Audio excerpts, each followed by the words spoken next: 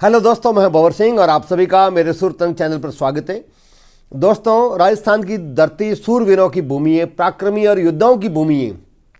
लेकिन इतनी ही ये दोस्तों संतों की, साहित्यकारों की, गीतकारों की और कलमकारों की भूमि भी है। यहाँ एक से एक बढ़कर ऐसे साहित्यकार हुए हैं और ऐसे गीतकार हुए हैं, ऐसे गायक हुए हैं जिन्होंने राजस्थान की संस्कृति को पूरे भारत में ही नहीं बल्कि दुनिया भर में एक ख्याति अर्जित करवाई।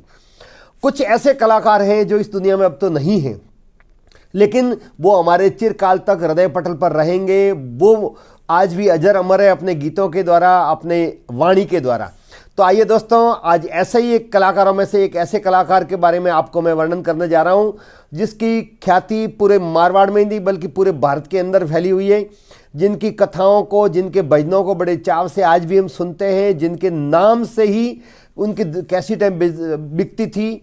और एक वक्त था जब इनकी कैसेटें रिकॉर्डिंग करवाने के लिए भारत की जानी मानी कंपनियों के बीच में होड़ लगी थी। जी हाँ दोस्तों, यहीं तक भी नहीं, यदि कहीं पर भी प्रोग्राम उनका लेना होता था तो कम से कम 2 महीने पहले बुकिंग करवानी पड़ती थी, इतनी उस जमाने में भीड़ रहती थी। दुर्भाग्य की बात यह है कि दोस्तों ऐसा कलाकार कम उम्र में इस दुनिया से चला गया, लेकिन उनकी पूरी जीवन की कहानी बहुत ही दर्द भरी कहानी है। उनको एक बार सिंदूर और तेजाब पिलाया गया, जिसके कारण से 4 साल तक वो बोल भी नहीं पाए, गाना तो दूर की बात है, बोल भी नहीं पाए और स्लेट पर लिख करके और अपनी बात कह पाते थे।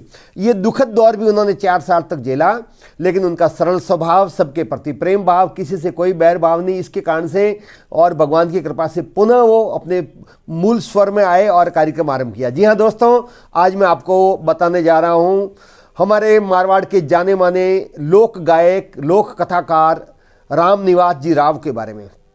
कौन नहीं जानता रामनिवास जी राव को, जिन्होंने बहुत सारी कथाएं कही और बहुत सारी ऐतिहासिक कथाओं को उन्होंने कंठस्थ रूप से जो प्रस्तुत किया, तो आज भी हमारे हृदय पटल पर वो अंकित है। भले ही वो राजा भर्तृहरि की कथा हो, भले ही मोरधर राजा की हो, भले ही गोपीनाथ की हो, भले ही हरिश्चंद्र राजा की हो, भले ही नानी बाई का मायरा हो, एक से एक शानदार करीबन 500 कथाएं उन्होंने प्रस्तुत की। ये सब कुछ उनको कंठस्थ याद था। तो दोस्तों, ऐसे कलाकार की कहानी जीवन में बहुत दुखद भरी रही और बहुत सारे उतार चढ़ाव और कष्टों के साथ में जीवन जिया और उसी कष्ट के साथ में इस दुनिया से विदा हुए। तो आइए जानते हैं रामनिवास राव की जीवन कहानी।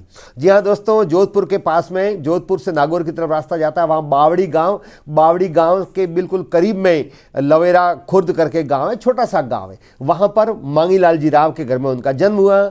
उनका जन्म विक्रम संवत 2017 भाद्र पक्ष के शुक्ल पक्ष में हुआ था, भाद्र माह में, अर्थात 1960 के अंदर हुआ था। उनके पिताजी का नाम मांगीलाल जी राव था, उनकी माँ का नाम कालीबाई था। ये 5 भाई थे और 5 भाइयों में ये चौथे नंबर और एक इनसे छोटे भाई थे। दोस्तों, बचपन से ये बहुत प्रतिभाशाली थे, उनकी वाणी में बहुत मिठास था, गाने का एक शलीका था। चूँकि गांव में विद्यालय नहीं थी, अतः पास में जो बावड़ी कस्बा वहाँ पर वो पढ़ने के लिए जाते थे, लेकिन वो 6ठी क्लास तक ही पढ़ पाए। उस दौरान भी विद्यालय में शनिवारी कार्यक्रम होता था, शनिवारी कार्यक्रम में बढ़ चढ़ करके भाग लेते थे और अपनी मधुर वाणी से सबको मंत्रमुग्ध कर देते थे। देखते ही देखते इनकी ख्याति आसपास के क्षेत्र में फैल गई। 6ठी क्लास पढ़ते पढ़ते ही उन्होंने पढ़ने के बाद में छोड़ दी। उसके बाद में उनको जगह जगह भजनों के लिए ऑफर आने लगे। वो भजनों में जाते थे, भजन गाते थे, कथाएं गाते थे और देखते देखते वो बहुत लोकप्रिय हो गए। धीरे धीरे लोकप्रियता उनकी बढ़ती गई और फिर वो इतने प्रसिद्ध हो गए कि आकाशवाणी केंद्रों पर भी उनकी कथाएं, उनके भजन आने लग गए। और ये जब आकाशवाणी केंद्र से जब प्रसारित होने वाले कार्यक्रम दुनिया भर के लोगों ने सुना, तो भारत की जानी मानी सबसे पुरानी कंपनी HNV जो कैसेट कंपनी थी ऑडियो, उन्होंने 1980 में नानी बाई का माहिरा, जो आप देख रहे हैं, ये पुराना वीडियो में आपको दिखा रहा हूँ,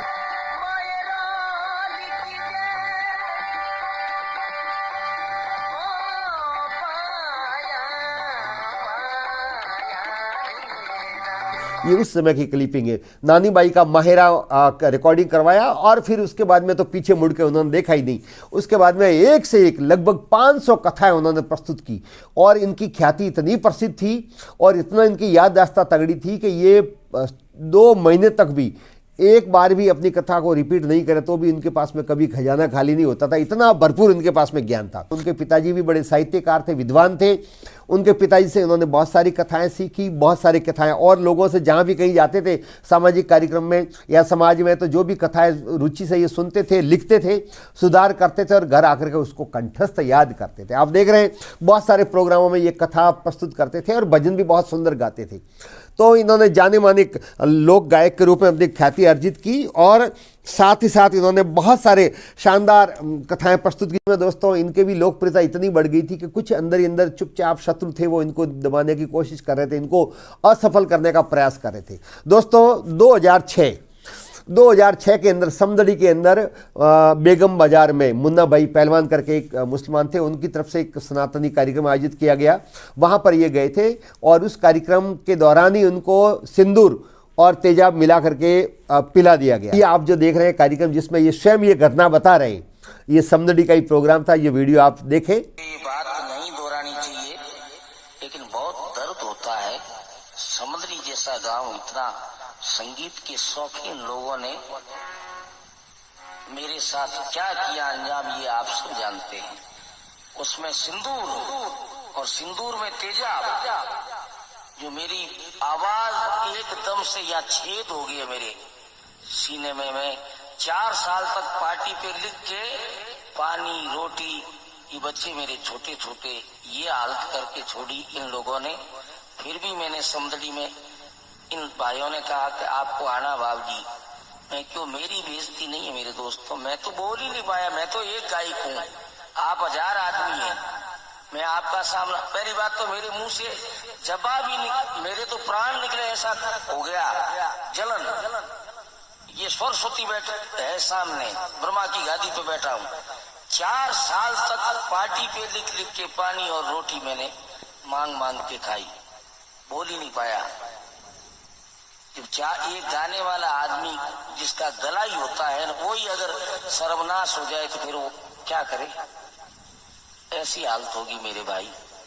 वो 7 साल मुझे आज याद है, मैं 7 साल तक उससे जूझता रहा।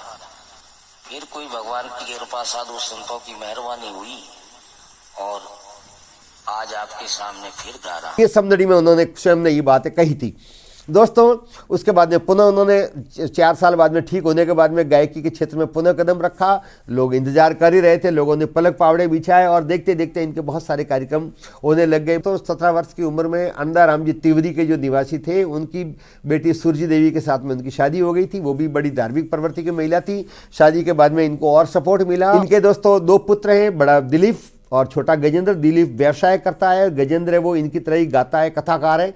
एक बेटी है। ये ड्रिंक लेने के थे शौकीन, जब भी गाते थे उससे पूर्ण ड्रिंक लेते थे। ये सबको सर विदित था, इन्होंने कभी छुपाया नहीं और ये कार्यक्रम में इन्होंने स्वयं ने ये बात बताई जो आप सुने। 15 साल तक पी के गाया, लेकिन कोई माई का लाल कह दे कि एक ही शब्द मुंह से गलत निकला कभी। सबके सामने मैंने चोरी करके नहीं पिया, जग सामने रहता, चाहे बालोतरा हो चाहे साधु संतों को पहले कह देता बाबूजी मेरी एक आदत गंदी है। बोले बेटा कोई बात नहीं, तुम वहां बैठे हो, हम यहाँ बैठे, हमें तो भजन सुनना है। इनका सौभाग्य रहा कि रामसुख जी महाराज के सम्मुख भी इन्होंने कार्यक्रम प्रस्तुत किया।